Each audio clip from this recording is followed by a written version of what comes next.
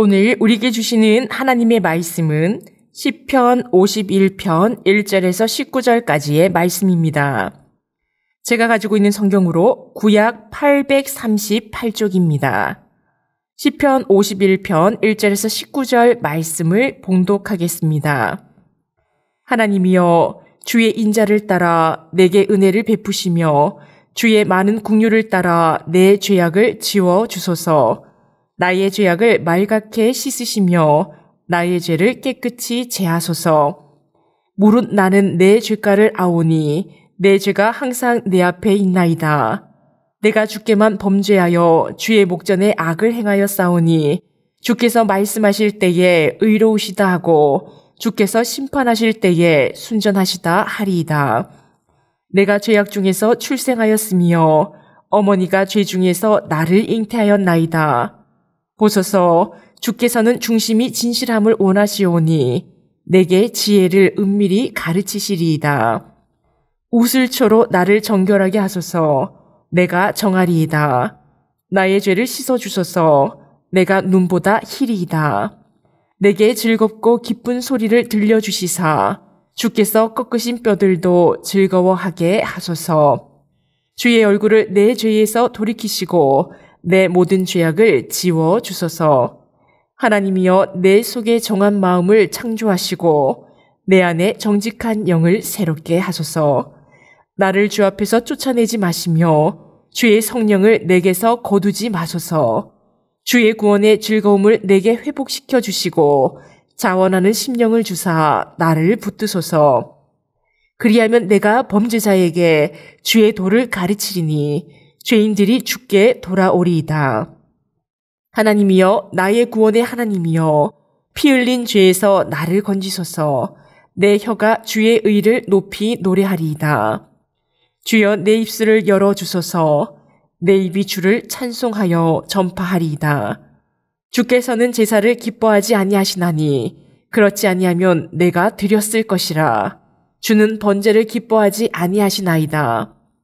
하나님께서 구하시는 제사는 상한 심령이라. 하나님이여, 상하고 통회하는 마음을 주께서 멸시하지 아니하시리이다. 주의 은택으로 시온의 선을 행하시고 예루살렘 성을 쌓으소서.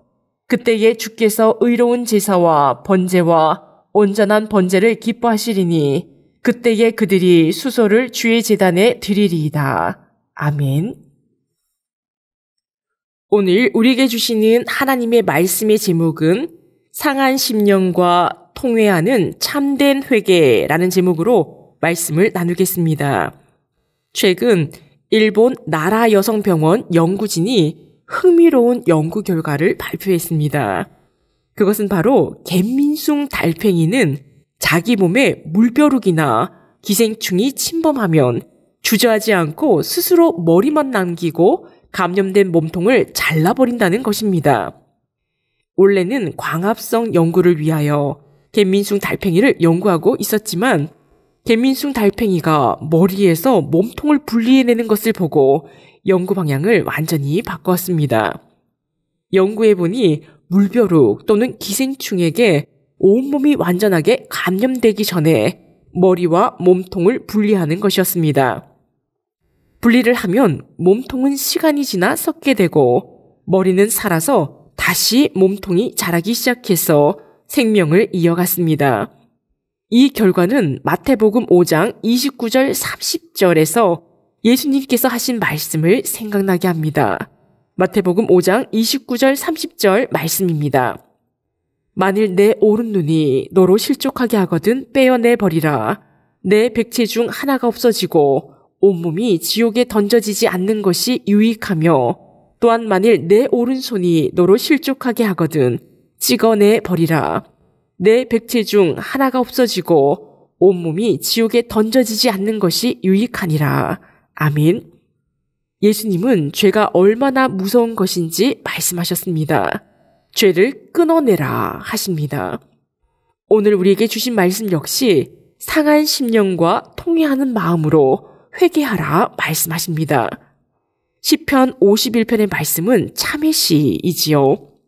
이 시의 표제를 보면 다윗의 시, 인도자를 따라 부르는 노래, 다윗이 밧세바와 동침한 후 선지자 나단이 그에게 왔을 때라고 되어 있습니다.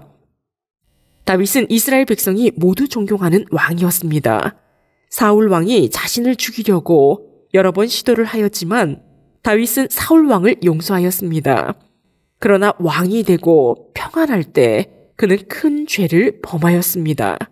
다윗이 저녁 때에 왕궁 옥상에서 거닐 때 옥상에서 내려다보다가 목욕을 하고 있던 밧세바를 보았습니다. 밧세바의 남편이 전쟁터에 가 있던 터라 다윗 왕은 밧세바를 불러 왕의 지위를 이용하여 그녀를 범하고 말았습니다. 밧세바의 남편 우리아는 이스라엘을 위하여 적군과 싸우고 있던 충성스러운 부하였습니다. 밧세바가 다윗에게 자신의 임신 사실을 알립니다. 남편이 전쟁터에 가 있던 기간에 임신을 하였으니 다윗 왕에게 알릴 수밖에 없었지요. 다윗은 이 일을 덮기 위해 밧세바의 남편인 우리아를 불러 그의 집에서 쉬게 합니다. 하지만 우리아는 함께하는 군사 모두가 전쟁터에서 야영을 하고 있는데 자기만 집에서 편안히 쉴 수 없다며 자기의 집으로 들어가지 않습니다. 다윗은 죄를 덮기 위해 계속해서 죄를 지어갑니다. 우리아의 손에 편지를 건네지요. 요압 장군에게 이 편지를 전달하라고 합니다. 밧세바의 남편인 우리아의 손에는 요압 장군에게 이 편지를 들고 가는 우리아를 맹렬한 전투에 앞세워 죽게 하라는 내용이 담겨 있었습니다. 다윗은 우리아의 아내 밧세바를 범했을 뿐만 아니라 그 죄를 덮으려고 우리아의 손에 우리아를 죽게 하라는 편지를 들고 요압 장군을 찾아가게 했습니다. 편지의 내용도 너무나 구체적입니다. 우리아를 맹렬한 싸움에 앞세우고 다른 군사들을 뒤로 물러가게 해서 그를 죽게 하라고 합니다. 요압 장군은 다윗의 명령대로 적군이 있는 죽을 자리, 적군의 성 가까이에 일부러 우리아를 그곳에 배치를 합니다. 우리아 혼자만 배치할 수 없으니 다른 몇몇의 군사들도 함께 그 자리에 배치해서 모두 죽게 만들었습니다. 다윗의 죄로 인하여 밧세바와 우리아, 그리고 우리아와 함께한 군인들, 그리고 그들의 가족들, 다윗의 명령을 받은 요압까지 큰 슬픔과 고통, 그리고 죄에 빠지게 하였습니다. 이스라엘 백성 모두가 존경하는 다윗이 이러한 큰 죄를 지었습니다. 다윗은 우리아가 죽음으로 모든 것이 다 해결되었다고 생각했지요. 그러나 하나님은 이 모든 것을 보셨습니다. 다윗이 이렇게 큰 죄를 지었을 때 하나님은 침묵하지 않으시고 다윗의 죄를 깨닫게 하시려고 나단 선지자를 보내십니다. 나단 선지자를 보내신 것은 너무나도 큰 은혜이지요. 하나님께서 침묵하시고 다윗을 심판하실 수도 있었지만 돌이킬 수 있도록 기회를 주십니다. 나단 선지자가 다윗 왕을 찾아가 말합니다. 한 성읍에 두 사람이 있는데 한 사람은 부하고 다른 한 사람은 가난하니 부자는 양과 소가 심히 많으나 가난한 자는 작은 새끼 양 한 마리밖에 없어서 자식처럼 키우고 있었다고 합니다. 그런데 한 행인이 부자의 집에 가니 그 부자가 행인을 위하여 자기 집에 양과 소를 잡지 않고 가난한 자의 한 마리밖에 없는 새끼 양을 빼앗아 잡았다고 말합니다. 그랬더니 다윗이 화를 내지요.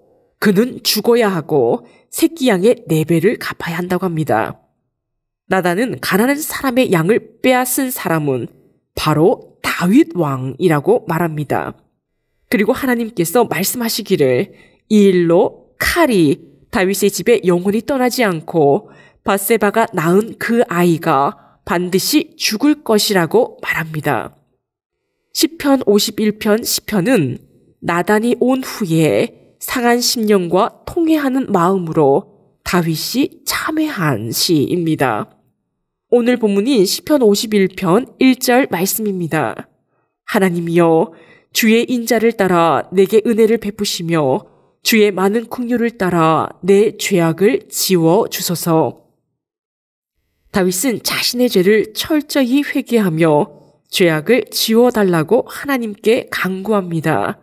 시편 51편 5절 말씀입니다. 내가 죄악 중에서 출생하였음이며 어머니가 죄 중에서 나를 잉태하였나이다. 다윗은 자기 역시 죄악 중에 태어났고 철저히 근본부터 죄인이라고 고백합니다. 다른 그 누구와도 다를 바 없이 자신도 죄인이니 죄악을 지워달라고 간구합니다.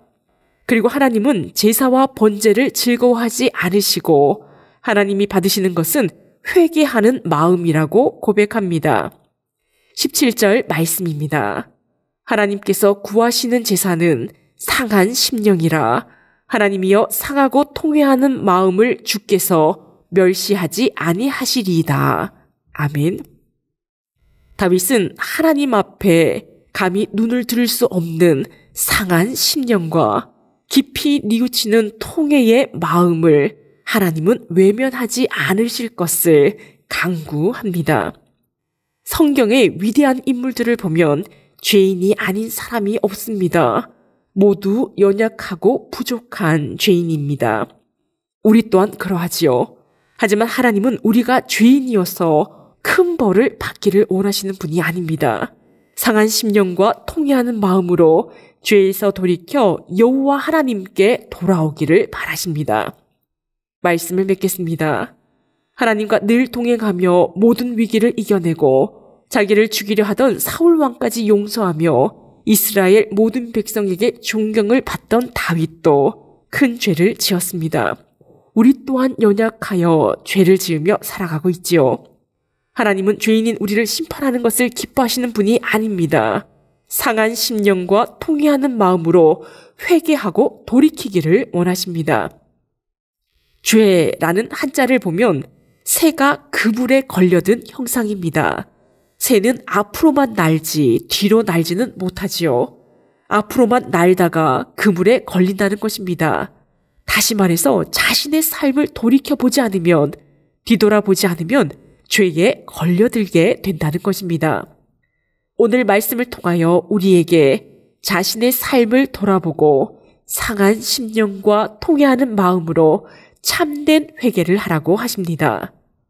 요엘 선지자가 말한 것처럼 옷만 찢지 말고 마음을 찢어 회개하는 우리 모두가 되기를 축원합니다. 기도하시겠습니다. 사랑의 하나님, 그 누구도 죄인이 아닌 사람이 없습니다. 그러나 하나님은 심판을 원하시는 분이 아니라 돌이키기를 원하신다고 말씀하셨습니다. 우리 모두가 상한 심령과 통회하는 참된 회개로 마음을 찢는 회개를 통하여 하나님께 용서함을 받고 새로운 삶, 하나님의 말씀에 온전히 순종하는 삶을 살도록 인도하여 주옵소서. 이 모든 말씀 예수님의 이름으로 기도합니다. 아멘.